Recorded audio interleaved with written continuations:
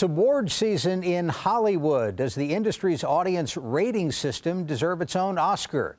Joining us for this week's Smith Business Close-Up is Dr. David Waguespack, an expert in film production and distribution. David, thanks very much for being with us. Let's start with the history on this. And the whole system really came about from the industry to avoid regulation, if I remember right. Yeah, that's right. And starting in the 30s, Hollywood had the production code era where they actually censored films, and that started to fall apart in the 60s. And the current system is based on self-regulation, so it's the Industry Trade Association, the Motion Picture Association of America, or MPAA. And how are these ratings determined? Because sometimes you'll see a trailer that says this film is not yet rated. Who does the rating? Well, frankly, that process is a little bit mysterious, actually. So what happens, so far as we know, is that filmmakers submit films to the MPAA. We know that part.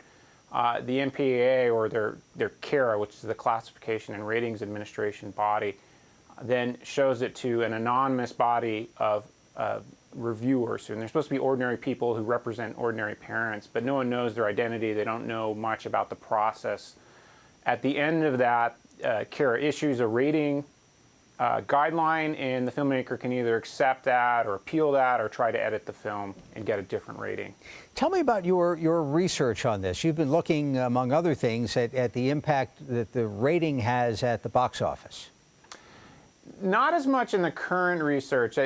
That's a difficult question. We started to get interested in the question that's a little bit more fundamental, which is why does a film get a particular rating in the first place?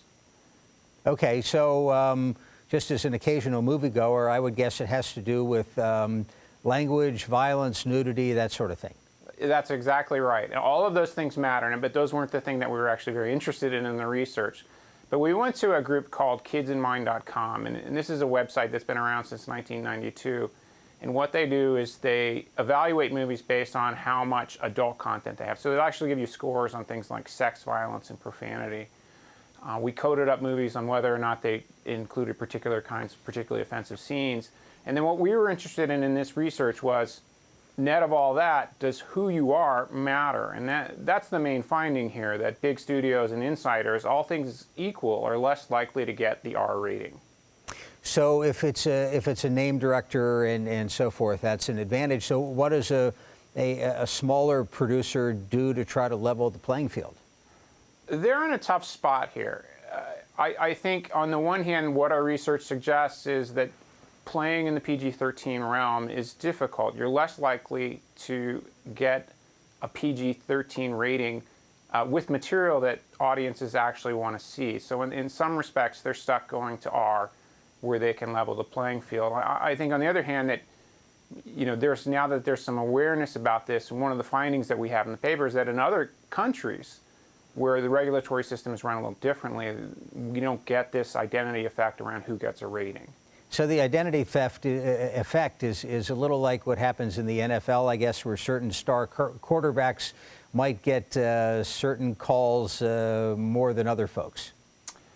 Right. A little worse than that even, though, because eventually those people can go out and prove themselves on the field, whereas it's a very subjective call. I mean, I don't want to minimize what the MPAA does. These ratings are informative. Sex, violence, and profanity do increase the probability that you get an R, but there is this marginal effect with who you are as well. What would you like to see done to level the playing field? Well, I don't think CARA necessarily has to do anything, or the MPAA necessarily has to do anything. What I like is other approaches like what Kids in Mind is doing, which is giving consumers better information about the content of movies, because they may have their own preferences. For instance, some people are more interested in keeping their kids away from violence as opposed to sex or nudity. All right.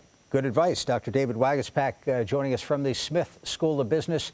Thanks for being with us. My pleasure. Thank you very much.